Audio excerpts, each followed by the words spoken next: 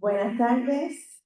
Le damos la más cordial bienvenida a la mesa número 9 del Congreso Aguadillano de Historia, celebrado en conmemoración de los 250 años de la fundación de Aguadilla y en honor al doctor Alfredo González. Agradecemos profundamente la presencia de los ponentes y público que nos acompañan en esta sesión.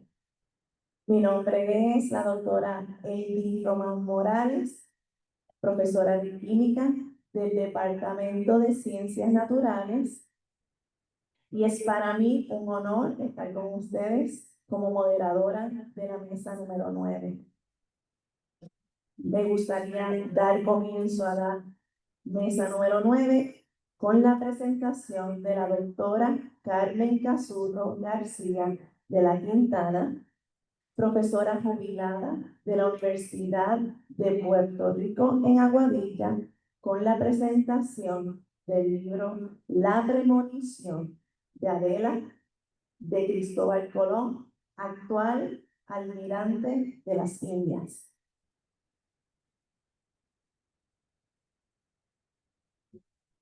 Yo quería haberles traído al almirante a quien conozco, es decir, al actual almirante de Indias, legítimo descendiente de Colón. Lo conozco perfectamente, pero ante esa imposibilidad les traigo su único libro, su narración de fondo marítimo e histórico, que se llama La Premonición de Adela. Sin embargo, yo quiero decirles que lo que va a ser una mirada histórica desde la literatura sobre la evolución del mundo marinero que ninguno de nosotros conoce, si hay alguien que levante la mano, porque yo creo que ninguno. Debo confesar que poseo pocos elementos de juicio para abordar el entramado marinero de una novela como La Premonición de Adela. Pero son los únicos que me han permitido adentrarme con éxito en la narración. Si los presento ahora es para que me disculpen y en todo caso se entienda el interés que ha generado en mí esta obra, primera novela, de Cristóbal Colón de Carvajal, duque de Veragua, marqués de Jamaica, almirante de las Indias, cuya relevancia al conectarlo con este congreso histórico radica no solo en ser el descendiente directo número 20, como les decía, del navegante, cuya hazaña cambió la historia de la humanidad, sino que también aporta una mirada histórica y literaria muy personal, por conocida, como ya verán después, sobre el mundo marinero y su evolución. ¿Cuáles son los elementos a los que aludía que me ayudan un poco a abordar esta novela? Pues en 1996 me atrajo la novela Pro Alfonso sobre Mario Mesa de Enrique Laguerre, nuestro candidato puertorriqueño a Premio Nobel de Literatura. Este autor, no sé si han leído la novela, pero les anticipo que tiene unos elementos paralelos a la que les voy a presentar, pues enfoca el lenguaje marinero del siglo XVIII y además tiene conocimientos de navegación el protagonista, que resulta ser un mulato corsario, Miguel Enríquez, y que llega a construir su propio barco y a dirigir nada menos que 300 naves de corso, es decir, de lucha marítima, en beneficio de Puerto Rico, con el beneplácito y reconocimiento oficial del Imperio Español, según la leyenda popular. En el 2006, y sigo con estos alicientes que me han permitido entrar a esta novela, el ilustre académico Godofredo García y Gregorio tuvo la gentileza de dedicarme su libro Cristóbal Colón, el ocaso de un navegante. La reseña que yo hice y que titulé Una recuperación afectiva de la condición humana de Cristóbal Colón generó un debate universitario de tal envergadura frente a la consideración contraria a la que yo sostenía, que vino una periodista colombiana, María Isabel Rueda, y aquí en la sala del Senado se debatieron estos asuntos. 2 años más tarde, durante mi visita a Tailandia, sostuve una conversación con el fundador de la Asociación Hispánico-Tai, almirante Kun Kaolak Haneokuk, quien en perfecto castellano, un hombre enorme, vestido de guayabera, por cierto, me relató su experiencia como compañero del rey Juan Carlos en la Escuela Naval Militar de Marín de Pontevedra. Pero bueno, ya es hora de abordar, y fíjense que ya estoy con un término marinero, abordar la novela, cuya narración realista en extremo. Me introduce con intensidad a un mundo desconocido para los mortales terrestres como yo, probablemente como ustedes. Quiero pasear mi lectura entonces por los aciertos del narrador. En los capítulos iniciales no es el miedo a lo desconocido el que caracteriza exactamente el tema apabullante de la acción, sino más bien el terror. Hay un desafío de la comprensión de la realidad cuando el protagonista, que llamaremos Manuel, es un tipo muy definido desde el punto de vista humano, hace creíble todas sus peripecias al enfrentarse a su destino de náufrago y a las fatales consecuencias que presencia. El narrador demora sus descripciones en el festín de escualos diversos, impresionantes por su número, tamaño e instinto, que realizan siniestras danzas circulares en torno a sus compañeros hasta despedazarlos con verdadero deleite. En el lugar donde el Bergantini, ya saben, un navío de vela, había encallado, se habían reunido numerosos tiburones de mediano tamaño de varios tipos. Unos eran de aleta blanca o negra, junto a algunos macos de morro puntiagudo. Más aterrorizadora resultaba la presencia de un tiburón tigre, reconocible por las rayas verticales de su lomo y hocico chato. De unos 3 metros de longitud. Así que me parece oportuno asegurarles que la tensión que produce, la que propone, semejantes momentos, supera a la abundante producción cinematográfica que ustedes conocen como Tiburón.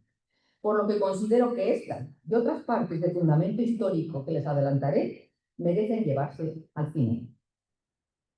Durante los largos días en espera de su rescate, este personaje se retrotrae, o sea, recuerda, y nos lleva a los lectores hasta sus años de juventud, cuando buscaba escapar de la monotonía de su entorno local en un barco de vela, que iba a cruzar el océano Atlántico en solitario, sin tener a la vista costas cercanas. Esto es un dato que ya nos acerca al Cristóbal Colón real, porque Cristóbal Colón, ya saben, que lo que se hacía en su época, en el siglo XVI, era bojear, es decir, navegar viendo la costa. Pero es que aquí ni Cristóbal Colón ni este personaje ven las costas, están en mar abierto. Es precisamente en la itinerancia mental entre el desasosiego y la melancolía que este personaje recuerda las enseñanzas de su maestro don Nicanor sobre la estrella polar que sirvió de guía a Cristóbal Colón durante su primer viaje, ya lo saben, antes de descubrir el Nuevo Mundo, con las historias fascinantes alrededor de como, y esto yo lo descubrí, yo no lo sabía, quizá hay alguien no lo sepa, como el paso por el jardín de la reina o paraíso de las tortugas. Descubrimiento de Colón en el segundo viaje. Es precioso lo que se lee en el libro. Y no puedo dudar de su curiosidad, porque estamos hablando de que la documentación de este hombre es la de toda su parentela. La trama que recorre la parte central de esta novela está tejida en torno a una familia marinera sobre la que pesa un inquietante sueño infantil, el de Adela, hija única del personaje. Con esta técnica de suspenso, el autor emociona y sugiere un fatalismo que el argumento, con el paso de la lectura, se va encargando de desdecir. El relato está ambientado en la primera mitad del siglo XX a bordo de un pequeño pesquero con base en Mariel, Cuba. Ya estamos acercándonos a los marielitos, pero no se va a tratar de eso. Son los años de la guerra de 1914. Sin embargo, la atmósfera bélica queda en un plano lejano ante la visión romántica y admirativa del autor, que se reconoce como hombre de mar, hacia la navegación de vela. Estamos hablando que todavía el barco de vapor no había llegado, se va a ver en la novela. Se cuelan en algunos pasajes parlamentos como este. Entonces, el barco de vela muestra su nervio cual caballo desbocado, galopa majestuosamente sobre unas olas coronadas de blanca espuma, ofreciendo el más bello espectáculo que pueda contemplar un marino. Ya se nota el sentido admirativo de este hombre, no por el mar. Pero esta visión no está exenta de sinestesias poéticas donde diferentes sensaciones conviven para dulcificar la ruda tecnología marinera. Esta fue la parte más difícil del libro, abordar, como ya les dije, algunos términos marineros. Se lee en la novela: cuando el silencio reinaba a bordo, solo se oía el murmullo del agua que lamía los costados. El cielo amaneció cubierto por completo y el sol no quiso asomarse ni siquiera un momento. En fin, lo que convierte esta novela en una novela de sobrevivencia, de aprendizaje, de desarrollo de los personajes, son estas múltiples peripecias marineras que se ilustran durante las andanzas de Manuel a bordo de su barco, pues ya desde los 23 años, junto a su amigo Francisco, deseaba salir de Cuba, cruzar el océano y conocer las viejas ciudades de Europa. Les aseguro que es un muestrario de viajes marítimos y terrestres increíble. Durante el trayecto, ambos asisten, les voy a decir cosas curiosas, a la caza y despiece de ballena en las Azores, al recogido de aceite y al del esperma de ballena, muy codiciado por la industria cosmética. ¿Lo sabían ustedes? Yo no. O del ámbar, que aparece en pocas ocasiones en los intestinos de algunos cachalotes y que se usa para estabilizar el aroma en la fabricación de perfumes de alta calidad. En cuanto a superaciones, les acerco algo que ya conocen ustedes, impacta al protagonista el relato sobre la distinción que se llama, en términos marítimos, el gallardete azul. Distinción que la Asociación de Compañías Navieras concedía a cualquier transatlántico que atravesara el océano en el menor tiempo posible y que ya sabemos que en 1909 ostentaba en Mauritania. Pero, ¿qué sucede? Que al intentar obtenerlo el Titanic, con la mayor imprudencia que cometió, pues se atrevió en su viaje inaugural, y esto ya lo sabemos todos, a navegar de noche en aguas en las que podían hallar témpanos de hielo o a la deriva. De mucho mayor relieve es el aprendizaje. ¿Ya me estoy pasando de tiempo? Sí, muy bien, muy bien, muy bien. Voy cortando. Hay que esperar hasta el capítulo 30 para que culmine el clímax continuado y palpitante de este relato. Aquí se concreta el rescate de Manuel del naufragio, la llegada a su hogar y al amor que delicadamente describe el narrador así. Lo hacían con la facilidad que lo haría una minúscula goleta sobre un mar ligeramente ondulado, al ser impulsado por la brisa marina. A su paso iba dejando una estela de placer que ella gozaba en silencio. Les acerco a estas minucias de la novela para que vean con cuánta humanidad el narrador ve el mundo marino. Nosotros solamente no sabemos nada de él, simplemente nos limitamos a ir a la playa y tomar el sol y ver de lejos el barco. En fin, cuando la Revolución Cubana de 1958 empezó a confiscar patrimonios, se ciñeron sobre Manuel y su familia gruesos nubarrones que amenazaban su futuro. Ello les forzó a tomar una decisión sumamente arriesgada, como la de salir de su país, pero no lo hicieron a las costas de América, sino a las de España. La trayectoria fue realmente digna de leerse. El final de esta historia recala, y vuelvo a utilizar un término marinero, recalar, en la realidad terrestre de todo marinero cuando se retira. Pues ya el protagonista, después de 42 años en el mar, lo que le queda es sentado, ver cómo vienen y van las olas, pero aquello era como estar a bordo de un barco, pero sin movimiento bajo sus pies. Bueno, yo les hablaba de que lo más difícil para mí, o sea, tuve que hincar el diente a la novela, cuando la terminología marinera me enfrenté a ella de una manera increíble. Por ejemplo, términos como abarloar, botavara, cáncamo, trinquete, jarcia, tasmar, en fin, no se imaginan. Pero yo supe todas las partes de un navío en esa primera parte. Luego, gracias a Dios, todo cambió. Yo creo que hay otros ambientes en las novelas que no son tan reales como este. Yo estoy acostumbrada al realismo mágico, por ejemplo, del Reino de este Mundo, porque, por ejemplo, yo en mi imaginación acuática aparecen medusas semejantes a vejigas azules, calamares que parecen enredarse en velos de novia, bancos de almejas amarillas, peces voladores, en fin, todo esto que es producto de mi lectura del realismo mágico con Alejo Carpentier me indica que como conocedora del realismo maravilloso puedo contrastar este realismo preciso, cruel, de prosa precisa y clara. Y por ello, frente a todo, me atrevo a decir, y a concluir, a la manera de Charles Dickens, que el corazón humano es un instrumento de muchas cuerdas y el autor de la premonición de Adela, como conocedor de los hombres de mar y su vida terrestre, la sabe hacer vibrar todas como un buen músico que conoce su oficio hasta el fondo del alma del marino, quien, énfasis, a diferencia de los peces y mamíferos que pueblan los mares, solo navega ocasionalmente. Muchas gracias.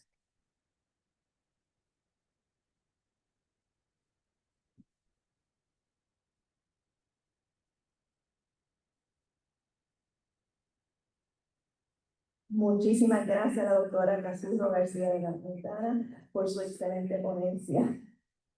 Me gustaría invitar al podio a la doctora Elvi García Valen de la Universidad de Puerto Rico en Aguadilla con su ponencia Aguadilla, explorando espacios domésticos en Aguadilla y la historia que lo acompaña siglo XIX y XX.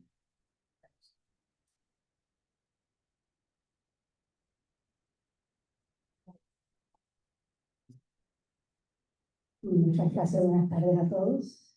Muy agradecida por la presencia de todos mis compañeros de humanidades, la doctora Lina López, Erika Ortega y sobre todo muchísimas gracias a Aide Richard de Cancio, que me ha dado la mano siempre en mis investigaciones. Gracias por abrirme tu hogar y las conversaciones y las anécdotas desde ya mis comienzos, ¿verdad? Como esa chica curiosa que se estaba tirando por las calles de Aguadilla para aprender sobre arquitectura. Muchas gracias a ella.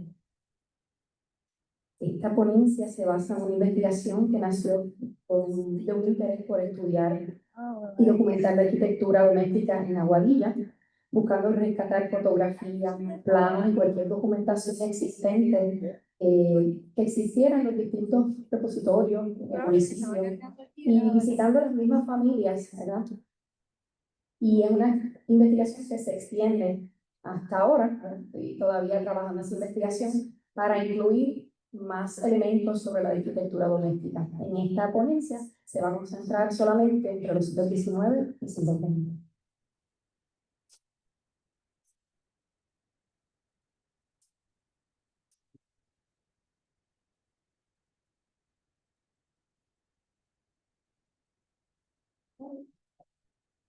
Ahora, aquí estoy yo, en el 1993, en la costa de Aguadilla. Quiero que observen cuán diferente se veía el litoral para esa época. Estoy parada en lo que fue el balcón de mi bisabuelo, en la misma costa de Aguadilla, que hoy día pues ya no existe, ¿verdad? Solamente está el paseo. Pero ¿verdad? Fue un amor que todavía profeso, ¿verdad? Y después de tantos años en Europa, pues regresé a mi querido Aguadilla. Y pues, básicamente es esa conversación, ¿verdad?, que tiene la arquitectura doméstica. No solo en ese entorno urbano, sino en esos entornos más privados, donde se desenvuelven las vidas de las familias, que podemos también aprender mucho, ¿verdad?, sobre lo que fue Aguadilla y sus habitantes.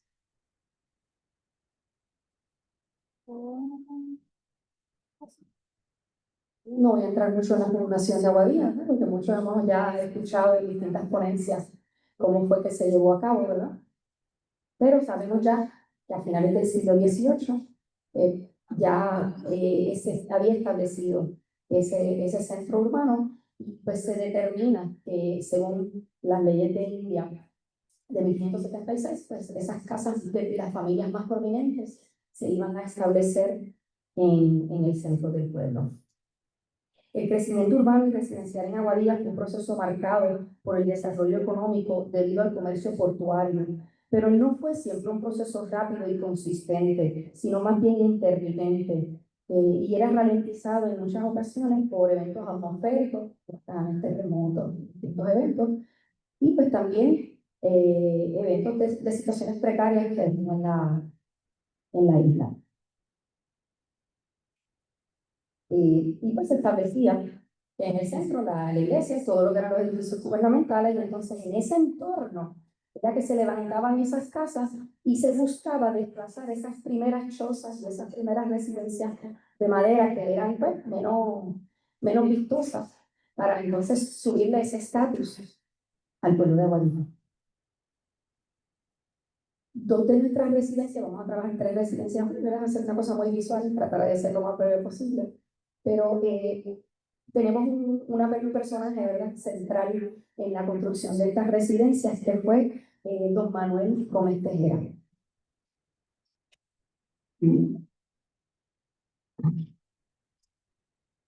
Don Manuel Gómez Tejera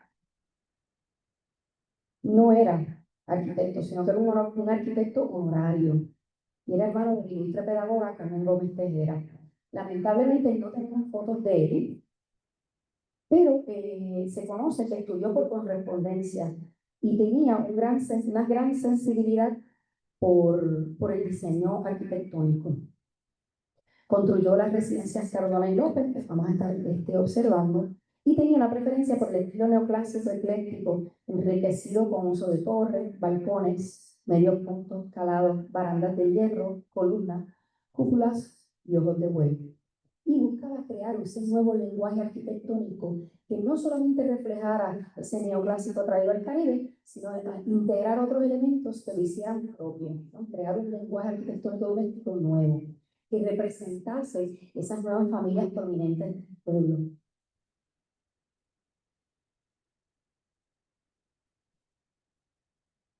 Aquí tenemos una pieza de madera que se encuentra en el Museo de Arte de Aguadilla, donde tienen la firma de las personas que trabajaron en la residencia, algunos de ellos familiares de la familia Avariz, con el famoso Manolo de la residencia Cardona, que ya es el Museo de Arte y del Caribe, de Aguadilla y Caribe.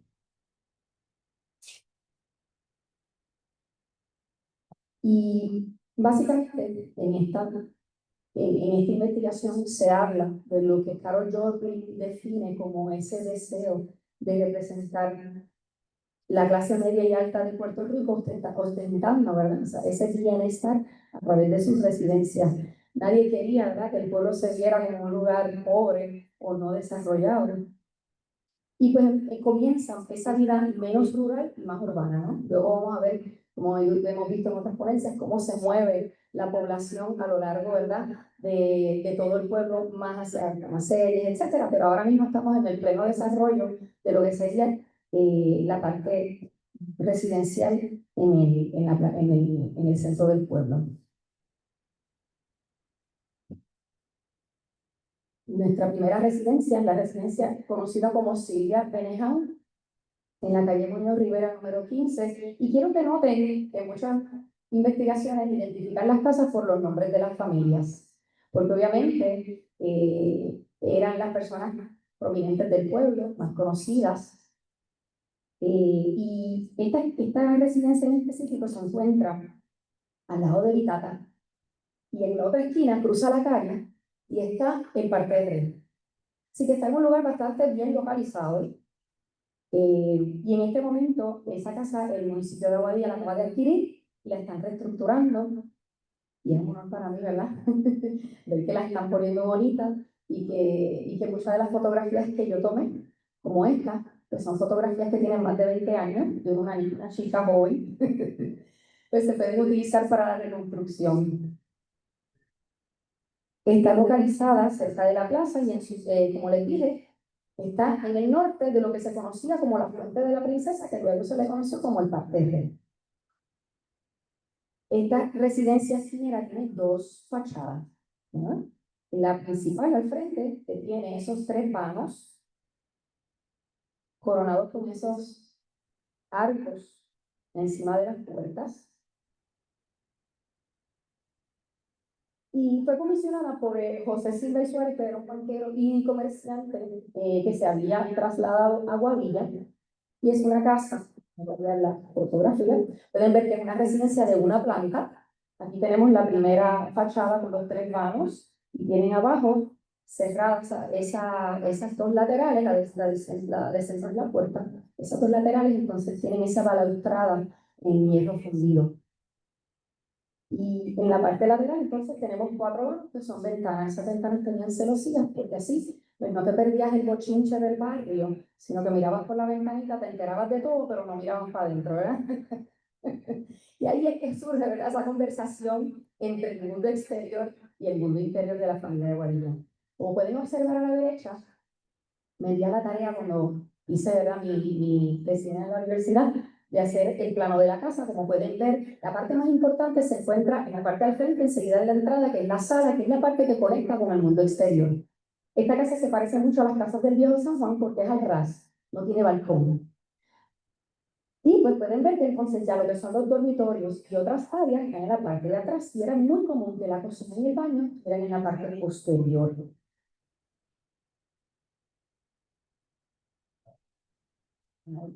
Aquí hay una foto bastante, ¿verdad?, hecha de los años 50 del interior de la residencia. Como pueden ver, los muebles, el televisorcito con la antena parecía como de metal, ¿verdad? Y había que pararse para cambiar los canales. Y pues, como pueden ver, se le añadían esas ventanas para darle fresco a la casa y que se añadiera luz, además de, ¿verdad?, los otros fuera de arriba.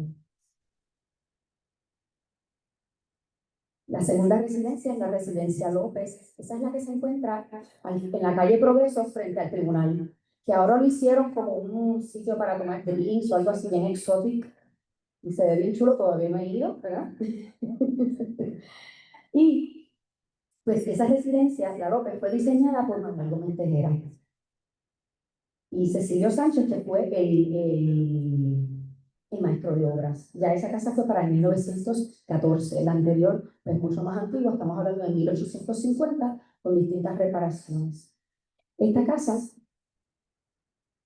construida en ladrillo, ¿verdad?, tiene varios elementos representativos de lo que es esa arquitectura del Caribe, la loza nativa, los ojos de buey que daban fresco a la casa y que también muchas veces tenían aljibe en la base, así que ese ojo de buey servía para mantener fresco, y las balaustradas de hierro fundido. Aquí también, como pueden observar, tiene un balcón bastante amplio que toma toda la fachada, y pues obviamente en la parte interior donde estaba la sala. Todo lo demás tiene puertas cerradas para darle privacidad a la casa y a las familias, mientras que baños y cocinas siempre en la parte posterior. Esta también tenía un aljibe que fue demolido y pues no quedaba mucho de esta casa, ¿verdad? Así que pues, fotografías del interior, pues imposible tenerlas. Y la tercera, que es la Residencia Cardona, que es la casa hoy día, ¿verdad?, del Museo de Arte de Aguadilla y del Caribe. Esta casa, pues, tiene en particular, ¿verdad?, que es esa torre con la cúpula de cebolla que nos llama mucho la atención porque nos recuerda un poco al Castillo Lavadí, ¿verdad que sí? Y es el mismo arquitecto, bueno, honorario, ¿verdad? Y es una casa que no, aunque tú la ves por fuera, ¿verdad?, con ese neoclásico, por dentro es bien ecléctica. Va a tener ese medio punto plano. Voy a presentar por aquí. Ahí está la cúpula. Y tiene un medio punto central, tiene el ojo de buey, los vanos, todas las bases de la parte de arriba son clásicas. En la parte de atrás, la losa, ahí está. Y ese medio punto muy característico que es casi arrugó, ¿verdad? Bien raro y único. Y dividía entre una antesala y una sala posterior. Y entonces tiene distintas losas a lo largo de la casa. Y en la parte de atrás pues tiene la inscripción del año 1913. Particularidad de esta casa es que tiene una escalera en forma de espiral, de madera que va hacia arriba. Me atreví a subir los otros días, rezando de que no me cayera, porque ya no peso 120 libras como cuando era más jovencita. Pero tiene una vista espectacular a toda la bahía de Aguadilla. Y sobre todo, pues tiene unos nichos, tiene unos techos a doble agua, ¿verdad? Y son techos de madera con zinc. Como les dije, estas investigaciones se van a seguir extendiendo para poder cubrir distintas residencias de Puerto Rico de esa época y sobre todo de Aguadilla, ya sean previas a esa época y posteriores. Y aquí les traigo un detalle del muro para que vean cómo era construido esos muros de mampostería y los soportes que se les daban, que muchas veces es algo que no nos podemos imaginar lo ancho que es. Y eso permite, ¿verdad?, que esas residencias sean sumamente frescas y sobre todo resistentes, porque estas casas han sobrevivido muchísimos huracanes, terremotos y maremotos. Así que aquí tenemos la línea del tiempo.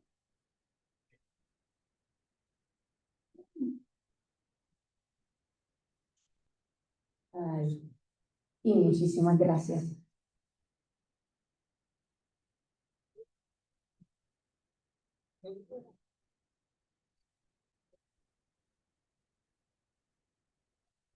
Muchas gracias a la doctora Eli García Val, que nos permitió esa vivencia en cada una de esas casas con su ponencia. Me gustaría invitar al doctor Cristian Joel López Chico, de la Universidad de Puerto Rico en Aguadilla, con su ponencia Muertes por sobredosis de opioides en las cárceles de Puerto Rico, una perspectiva.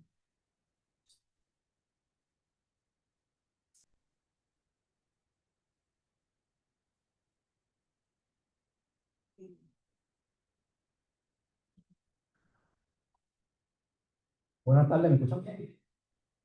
Saludos, un privilegio para mí poder estar en esta tarde dirigiéndome a cada uno de ustedes. En primer lugar, agradezco a Dios por permitirme esta maravillosa oportunidad de ser profesor de esta gran institución. También agradezco al doctor Ruscalleda, a quien aprecio y admiro demasiado por la oportunidad que me da de estar hoy aquí participando. Además, le envío un fuerte abrazo a la profesora Dagmar Galarza, a quien admiro y a quien despertó en mí el deseo innato de investigar, de buscar cambios sociales y de la importancia del aula académica en Puerto Rico. A mi familia que se encuentra conmigo, un fuerte abrazo. Y además al municipio de Aguadilla por aportar a la academia y apoyar esta iniciativa. A modo introductorio, la crisis de opioides es una temática que ha impactado el mundo de la salud, el ambiente legal y otras esferas sociales. La cantidad de personas que mueren como consecuencia de sobredosis es muy preocupante y se debe tomar acción para frenar esto, tanto desde una vertiente legal como desde una vertiente en salud, psicología, salud pública, entre otros. En Puerto Rico y en Estados Unidos se ha declarado estado de emergencia en salud pública por esta situación, de manera que se encaminan esfuerzos para buscar salvar la mayor cantidad de vidas posibles.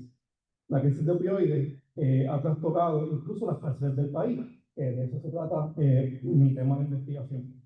La ponencia que estaré presentando evalúa tanto la crisis de opioides enfocada en el fentanilo y el canfentanilo, lo que ha generado una crisis dentro de las cárceles de Puerto Rico, principalmente con un enfoque en la cárcel de Ponce y en la cárcel de Aguadilla. Además, se abordará el aspecto jurídico y penal de la introducción de los opioides a las cárceles de Puerto Rico, es decir, qué penalidades tienen aquellas personas que laceran el ordenamiento jurídico vigente, a la vez con una óptica clínica de la sintomatología asociada a sobredosis de fentanilo y carfentanilo en la institución carcelaria de Aguadilla. A modo introductorio, continuando, vamos a estar ofreciendo una definición general de lo que son los opioides y según la Organización Mundial de la Salud, entre ellos la morfina, el fentanilo y el tramadol, se utilizan principalmente como medicamentos para aliviar el dolor.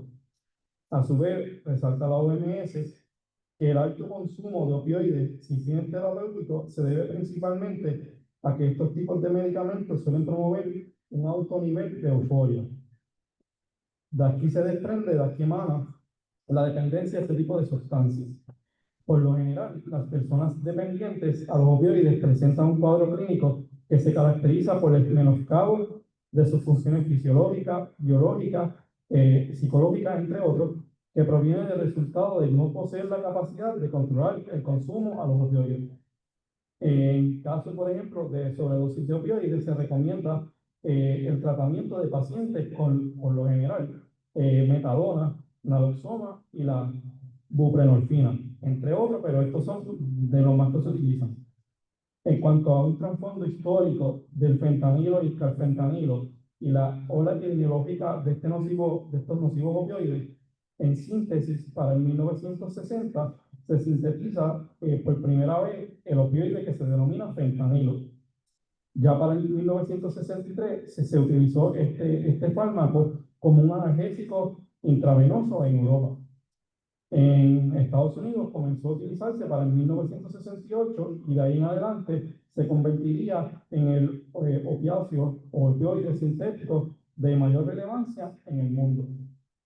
El fentanilo es utilizado en la actualidad en Estados Unidos, Norteamérica, Centroamérica, Suramérica, Europa, Oriente Medio, Asia, África, en particular en todo el mundo. Por regla general, como he mencionado y estaremos abordando, el fentanilo se utiliza para tratar afecciones crónicas como el cáncer. Continuando, en la actualidad, en los Centros para el Control y Prevención de Enfermedades, conocidos comúnmente como los CDC, han establecido que entre los años 2022 a 2023, las muertes por sobredosis de drogas, especialmente opioides, sobrepasaron las 100.000 personas. Algo que es alarmante para cada uno de nosotros, principalmente para los que estamos en el mundo jurídico o en el mundo de la salud.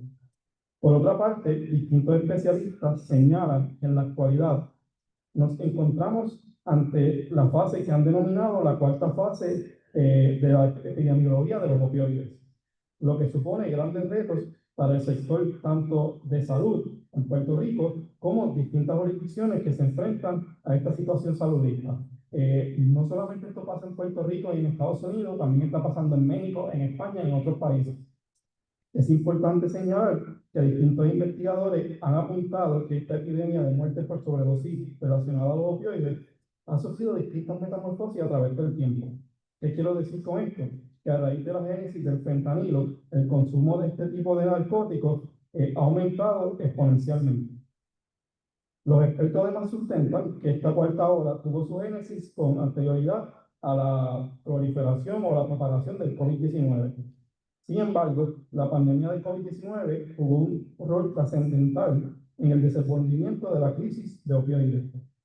Lo que ocurrió, pues como todos recordamos, durante el COVID-19 pues, estábamos en nuestros hogares y no podíamos salir, y las personas que hacen mal uso de los opioides, pues al estar más tiempo en su casa y dejar esa parte social, incrementaron el mal uso y las dosis, entre otros. A esto se unen distintos determinantes sociales, como lo son la situación económica en detrimento que se vive en la actualidad, tanto en Puerto Rico como en otras jurisdicciones, la falta de empleo, la escasez de vivienda, la carencia de acceso a alimentos saludables y otros factores sociales que inciden de forma directa en que las personas recurran a las drogas o opioides para sobrellevar o buscar sobrellevar estas situaciones. Por eso es trascendental que se le ofrezca la ayuda en salud necesaria a estas personas. La crisis por muerte relacionada al uso inadecuado de fentanilo ha sido mucho más mortal y letal que las muertes asociadas con el consumo de la heroína. Ya la heroína pasa a otro plano porque están utilizando más el fentanilo y el carfentanilo, que estaremos abordando más adelante. Por otra parte, para el 2021, cerca del 70% de las muertes asociadas a sobredosis por droga fueron causadas por el fentanilo, lo que refleja que la adicción al fentanilo va en incremento y que se espera que con el pasar del tiempo sea mayor el número de muertes por sobredosis asociadas con el fentanilo que al actual. ¿Qué es lo que han dicho los investigadores? Si desde el 2020 estamos viendo que hay una mayor incidencia de muertes asociadas por fentanilo, quiere decir que si no se toma acción para el 2030, 2035, 2040, va a haber una mayor cantidad de personas que mueren por sobredosis, por lo que se debe tomar acción tanto a nivel gubernamental como a nivel académico. En cuanto al impacto de los opioides en las cárceles de Puerto Rico, en síntesis, el periódico La Prensa, en un artículo titulado El fentanilo llega a las cárceles de Puerto Rico, alude a la crisis que enfrenta el sistema de corrección del país. El diario sustenta que la epidemia de la nueva droga, el fentanilo, llega a las cárceles de Puerto Rico, provocando intoxicación y daños dentro del sistema penitenciario de toda la nación. Se plantea que el fentanilo es el factor principal del desenvolvimiento de esta epidemia, o podríamos también llamarle pandemia, porque como mencioné, se está dando alrededor del mundo, que arropa, ¿verdad?, tanto Estados Unidos, Puerto Rico, como distintas jurisdicciones. Ha llegado al sistema penitenciario del país. Además, el Instituto de Ciencias Forenses de Puerto Rico ha reportado en el último año más de 70 muertes de presos debido a intoxicación con fentanilo, pero este problema no solo se hace presente en las cárceles, sino que también en las calles puertorriqueñas, donde se ha registrado más de 800 muertes. Cuando vino el COVID-19, como añadiendo información, hubo escasez de medicamentos en las distintas farmacias del país y también hubo escasez en el mundo ilícito. ¿Y qué estaban haciendo? Ligaban el fentanilo con otro tipo de sustancias y las personas al estar expuestas y no tener ese conocimiento, pues morían por sobredosis. Por lo que, debido a esta situación en las cárceles, Corrección y Rehabilitación ha establecido distintas medidas para buscar frenar esto. La pasada secretaria del Departamento de Corrección, en una entrevista televisiva, aludió a que otros mecanismos que han utilizado han sido incrementar el uso de unidades calinas para la detección de estos opioides y del carfentanilo también, de la mano con registros a los reclusos de forma rutinaria y preventiva, además de establecer vigilancia 24 horas. Aludiendo específicamente a lo que es el carfentanilo, el pasado mes de julio del año corriente, el Departamento de Salud de Puerto Rico confirmó la presencia de carfentanilo en Puerto Rico y emitió una alerta urgente sobre el nocivo opioide. Muchas veces los académicos han establecido que ya cuando se da esta alerta existe mucha probabilidad de que internamente y en las cárceles ya esto esté ocurriendo. Que por eso hay que actuar con prontitud. En síntesis, el carfentanilo es un opioide sintético 10.000 veces más potente que la morfina, 100 veces más potente que el fentanilo. Según el periódico El Nuevo Día, hasta 35 personas mueren al mes por sobredosis de droga en Estados Unidos. Además, el Departamento de Puerto Rico sostuvo que el carfentanilo es un análogo sintético del fentanilo, desarrollado originalmente como tranquilizante para animales de gran tamaño, entiéndase un elefante. Quiere decir que si una dosis se utiliza para dormir un elefante, puede aproximadamente causar la muerte de 10 personas. Su presencia en las calles representa una amenaza significativa, tanto para personas usuarias como para el personal de emergencias. No sé si han visto las noticias, pero en algún momento, con solamente tener contacto, viene a mi mente un caso que hubo de una bebé que fue muy triste, que llegó al hospital y gracias a Dios pues pudieron salvarla. Pero el fentanilo y el carfentanilo no meramente tiene que ser consumido, sino que con el contacto es suficiente para que la persona sienta los efectos adversos. En una entrevista cara a cara con el médico de la institución correccional en Aguadilla, el doctor Ismael Santiago Andújar, en resumen, nos dijo y llamó a esta situación de la epidemia o pandemia de opioides este mal social y de salud que arropa la cárcel. Tanto el personal correccional, entiéndase, agentes de la policía, entre otros, toman adiestramientos con el naloxona para buscar salvar la vida de los reclusos. Sin embargo, muchas veces nos explicaba el médico que cuando ya llegan a su oficina es tarde para entonces pues, proceder con los procedimientos para administrar el naloxona y entre otros. En cuanto a las políticas y las prácticas de la Administración de Corrección para identificar el contrabando de opioides y la falta de controles de esto, la sección 19 del artículo 6 de la Constitución de Puerto Rico, en síntesis, permea que esta agencia viene obligada a reglamentar las instituciones penales para que sirvan en sus propósitos de forma efectiva y promover la salud de los confinados. Además de eso, la jurisprudencia interpretativa en Rodríguez Ruiz versus Departamento de Corrección y Rehabilitación del año 2016 sostuvo que la Administración de Corrección está obligada a velar para que los miembros de la población correccional reciban un trato digno y humanitario con el propósito de proporcionar la rehabilitación de estos a fin de fomentar que se reincorporen a la sociedad. A modo de terminar, una breve historia de la cárcel de Aguadilla y el manejo clínico de la sobredosis de fentanilo y carfentanilo. En una breve historia de la cárcel de Aguadilla se destaca que de acuerdo a José Capella Álvarez, para el año 1825 se alquiló la residencia de don Antonio Díaz. La residencia de Díaz poseía cualidades adecuadas para el alojamiento y acuartelar las tropas de aquel momento. Además, la mencionada residencia estaba ubicada en la cercanía de la plaza, lo cual era un lugar adecuado para entonces ir creando lo que se llama hoy día la cárcel correccional de Aguadilla. Posteriormente, para el 1879, la cárcel no reunía ciertos requisitos, por lo que deciden mudarse, y para el 81 se construyó la obra que se llamó cárcel municipal. Más tarde se cambió el nombre a cárcel departamental y posteriormente la cárcel del distrito.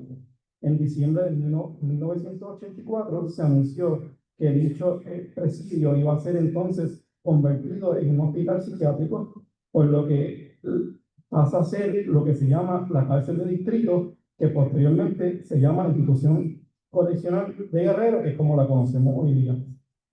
En conclusión, la crisis de opioides, específicamente fentanilo y carfentanilo, que enfrentan en las cárceles de Puerto Rico, es un grave problema de salud pública y un grave problema social. La jurisprudencia y estatutos han enmarcado la ilegalidad y las penalidades aplicables en casos de introducción o venta de sustancias ilícitas a las cárceles de Puerto Rico, siendo más específico el artículo 277 del Código Penal. El Departamento de Corrección y Rehabilitación ha tomado medidas para prevenir la entrada de dichas sustancias a las cárceles, como por ejemplo desarrollando el programa Vamos por Ti, con la intención de salvaguardar la seguridad y salud de los confinados. En distintas jurisdicciones se ha proliferado la sobredosis por fentanilo, por lo que podemos denominarlo como una pandemia actual que se ha abordado, que no se ha abordado de la forma adecuada en escritos jurídicos y en escritos de salud como debería ser. Es de suma importancia que se continúen creando campañas para educar a la población en general, a la población correccional y a todos en cuanto a este problema que tanto afecta a nuestra sociedad. Aquí básicamente podemos ver los objetivos de la investigación en cuanto al marco legal estatal y de Puerto Rico, ¿verdad? Algunas imágenes que hay en las redes sociales y entre otros, que es alarmante la cantidad de personas que mueren en las cárceles de Puerto Rico. Y aquí podemos ver brevemente la diferencia entre, por ejemplo, fentanilo versus carfentanilo. Como dicen por ahí, con un grano de mostaza o con un grano de sal es suficiente para que la persona pues, tristemente muera.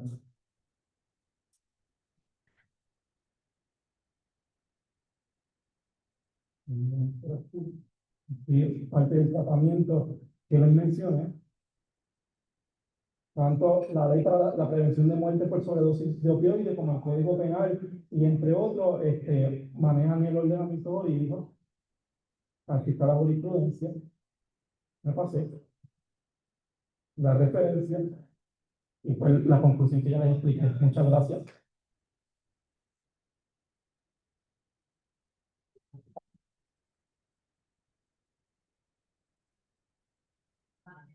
Muchas gracias al doctor Cristian López Chico por tan instructiva ponencia. Me gustaría invitar a la doctora Coral Cruz Mejías, investigadora, con su ponencia El movimiento teosófico aguadillano del imaginario esotérico a la reforma pedagógica de 1908 a 1930.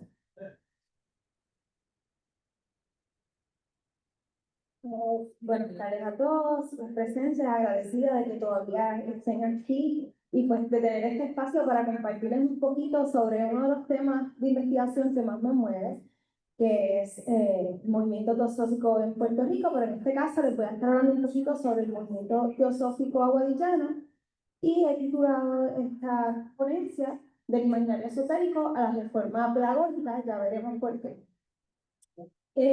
Como bien ya se ha compartido, en el ambiente portuario, progresista y predominantemente católico que caracterizó la vida aguadillana de siglos, estuvo bañado por un internacionalismo que, además de ser motor económico, influyó en el plano de las ideas y las formas de pensamiento, como evidencia la proliferación de ideas esotéricas y la conformación de movimientos heterodoxos que reflejaron la búsqueda de un sentido espiritual que respondiera a la construcción de la modernidad o a esa inspiración de la modernidad.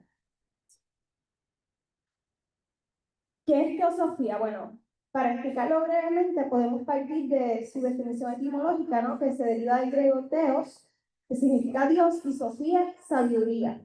Pero existe un consenso historiográfico de que teosofía se deriva de wisdom of God o de la ciencia divina de las cosas. Es una forma de pensamiento especulativa que en su versión moderna se consolidó como una organización fraternal, intelectual e iniciática, originalmente fundada en Nueva York en el año 1875, que se dedicó al estudio comparado de las religiones, filosofías y ciencias como un método para responder a los enigmas del ser humano en el plano físico, en la vida terrenal. La imagen que estamos viendo es la de sus fundadores. Los fundamentos teosóficos podrían delimitarse en tres principios. El primero es la idea de la inmanencia de Dios, que ordena todo cuanto compone el universo.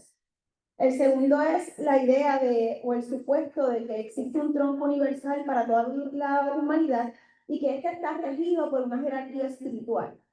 El tercer punto es la creencia de un yo eterno que, mediado por la ley del karma y el dharma, o la causa y efecto, evoluciona más allá del plano material.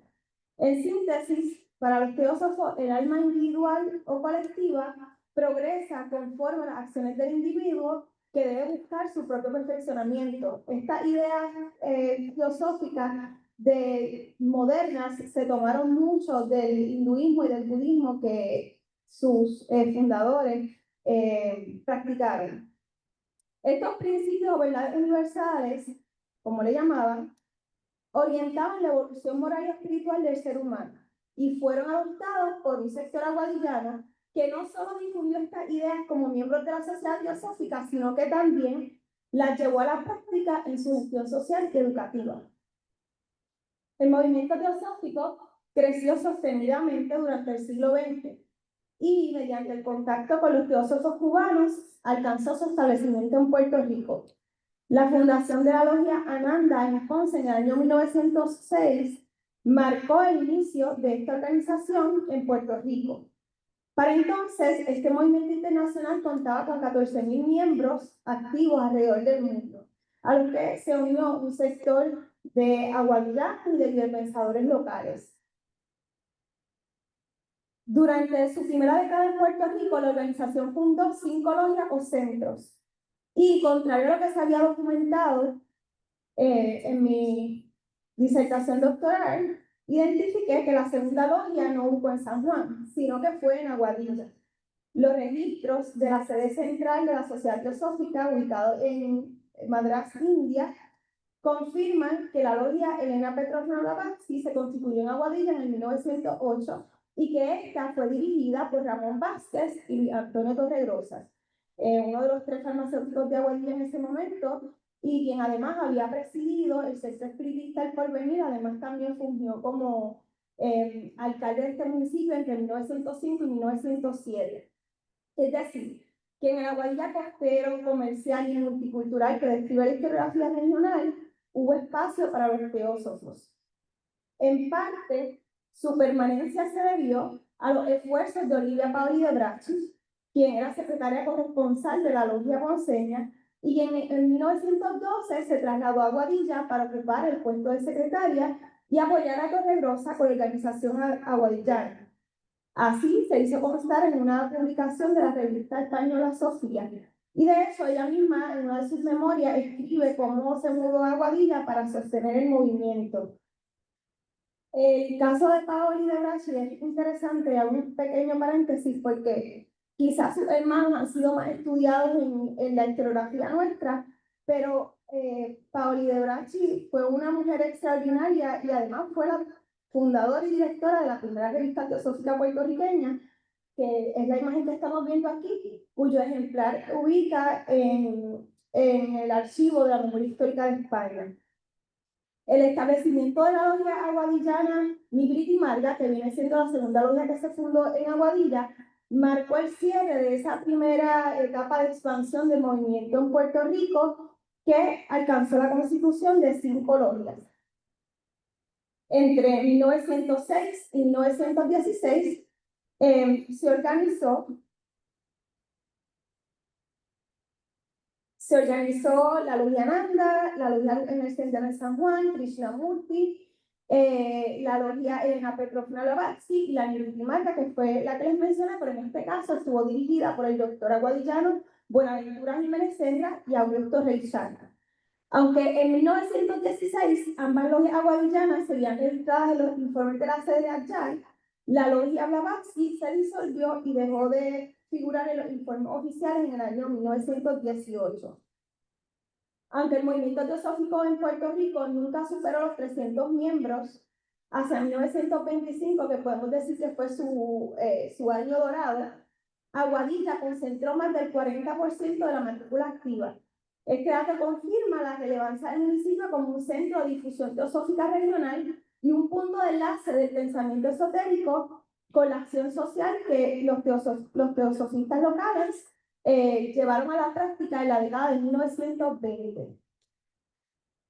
Otro dato interesante es que el compromiso del movimiento aguadillana dio lugar a la circulación de la tercera revista teosófica puertorriqueña, la revista Dharma, que se presentó como órgano oficial de la Logia Nigriti Marga, y su primer ejemplar empezó a circular en el año 1918, como anota la portada, gracias a la subvención de simpatizantes.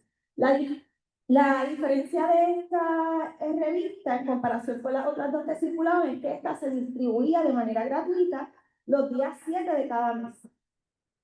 Al igual que otras publicaciones teosóficas, Dharma difundía artículos escritos por los fundadores o por líderes teósofos y de alguna manera buscaban formar conciencia espiritual en el lector que respondían a una resistencia al materialismo y al cientificismo del periodo. El movimiento teosófico fue vocal en las demandas reformistas que abrieron paso a la década de 1920, como por ejemplo la campaña antialcohólica del 17, los debates sobre la criminalidad en el 1925 y especialmente en el énfasis de la educación moral. Para los teósofos, la niñez representaba el nacimiento de un alma sobre el cual la sociedad tenía un deber de guiar, por lo cual la educación debía estimular el crecimiento individual y servir de orientación para el alma encarnada, ¿verdad? Utilizando su vocabulario o su codificación. A nivel internacional, los teósofos impulsaron proyectos pedagógicos como la Cadena de Oro, la Tabla Redonda y la Escuela Raja Yoga, radicada en California, pero que interesantemente se fundó o se estableció también en Cuba, y los registros históricos indican que hubo niños puertorriqueños a principios de siglo que fueron internados en esta escuela en California. Sin embargo, aunque se registra que hubo el intento de hacer algún proyecto pedagógico similar en Puerto Rico, pues no he podido constatarlo. Lo que sí se documenta son las demandas reformistas de la sociedad teosófica sobre el sistema de instrucción pública. Esto se da en el contexto del ordenamiento político estadounidense, que, si bien incentivó un incremento en el establecimiento de escuelas, los medidores de alfabetismo en Puerto Rico hacia 1920 no eran alentadores. Para entonces, solo el 40% de la población apta asistía a la escuela. Esto era un síntoma de estancamiento que para los teósofos empeoraba con el desarrollo cultural que representaba el americanismo, el problema del idioma y la falta de educación moral que, por consiguiente, afectaba el progreso colectivo.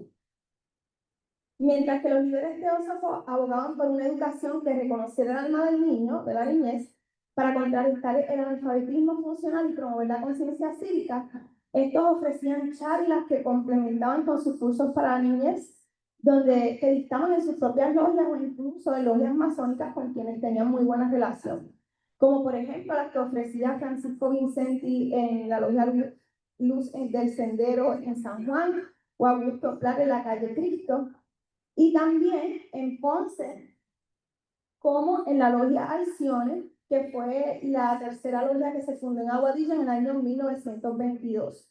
Allí eso estuvo a cargo de Néstor Vincenti y Engracia Cerezo. Llegaron a ofrecer clases de teosofía, música, cuentos y lectura para los niños. En ese contexto, los teósofos defendieron una educación moral y lingüística que respondiera a la identidad nacional, que lo veían como un importante aglutinador social. Dos figuras aguadillanas que representan ese esfuerzo fue Carmen Gómez Tejera y Benito Cerezo.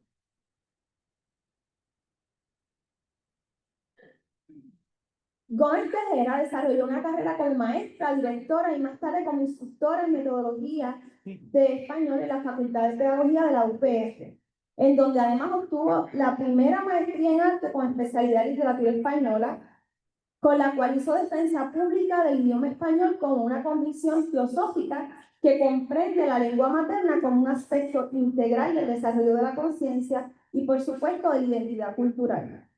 Simultáneamente, Carmen Gómez Tejera fungió como presidenta del Grupo de Estudio Teosófico Krishnadi en Río Piedras, y también se ha documentado que se dedicó a la difusión de la teosofía tanto en Aguada como en Aguadilla. En 1931, como supervisora del programa de lengua española para las escuelas elementales, persiguió la aprobación de un programa de español para las escuelas públicas, que fue implementado desde 1933 hasta la década del 50. Por su parte, el también maestro y teósofo Benito Cerezo Vázquez, maestro y pensador, manifestó el imaginario teosófico en su gesta magisterial. Para él, el hombre era, en sus palabras, y cito, una prolongación del ser humano, un elemento constitutivo de la sociedad, raza o nación, de una civilización o de una época. Por lo tanto, la educación debía servir como un ajuste del progreso de la conciencia del ser humano y por consiguiente social. Según sus palabras, el maestro era un segundo padre y un segundo Cristo. Desde esa visión ministerial, impulsó la creación del primer sistema de comedor escolar en 1918, la escuela Agustín Sal de Aguadilla, donde además fue director. En esa breve descripción identificamos importantes principios que respaldaron la labor de Benito Cerezo Vázquez, cuyo nombre lleva hoy la Escuela Superior de Aguadilla, y del cual poco se sabe sobre la dimensión espiritual que impulsó su gestión social. Durante sus labores como maestro en la Escuela Superior de Aguadilla en 1926, Don Beno también dedicó sus domingos de 10 a 12 a la congregación teosófica. Durante ese periodo fue electo secretario de la Logia Nutrimanta en los términos de 1926 y 1928, a la que también perteneció su hermana Engracia Cerezo. En suma, Tejera y Don Beno, como le llamaban, fueron librepensadores, progresistas, seguidores del esoterismo, con un fuerte sentido de vocación social, cuyo impacto ha sido poco o nada explorado. No quisiera concluir sin antes señalar unas tentaciones investigativas para aquellas personas que les interesan los estudios esotéricos. Y nos preguntamos cómo reaccionó el sector católico ante la difusión de estas ideas heterodoxas, sobre las formas de pensamiento que dieron sentido tanto a la obra de Cerezo como de Gómez Tejera, a Buenaventura Jiménez, a Torregrosa, a Engracia, a Paoli, y tantos otros allegados aguadillanos de principio de siglo que encontraron en la teosofía respuestas para los asuntos prácticos de la vida, sobre todo cuando la Iglesia Católica, Apostólica y Romana emitió una reacción en 1919 en el que proclamó y estableció un rechazo a la posibilidad de conciliar la teosofía con la fe católica. Sería pertinente analizar la recepción local de esta postura y las tensiones, sin duda alguna, que pudieron generarse entre el catolicismo y la teosofía en el ámbito familiar, escolar y comunitario aguadillano. Esa interacción entre ortodoxia y modernidad espiritual merece una lectura más profunda que podría iniciar por la identificación de sus miembros. En síntesis, la presencia teosófica aguadillana nos revela un espacio en el que las ideas esotéricas se tradujeron en acción pedagógica, pero además nos revela que el espectro heterodoxo era más amplio que simplemente hablar del espiritismo y de la masonería o el protestantismo. Entre 1908 y la década del 30, figuras como Gómez Tejera y Benito Cerezo repensaron la educación como un camino de evolución espiritual y progreso social altamente influenciado por el pensamiento teosófico. Y su caso es solo un ejemplo de cómo Aguadilla, puerto de tránsito y vórtice de imaginarios, se convirtió en un laboratorio del esoterismo del que todavía quedan remanentes. Muchas gracias.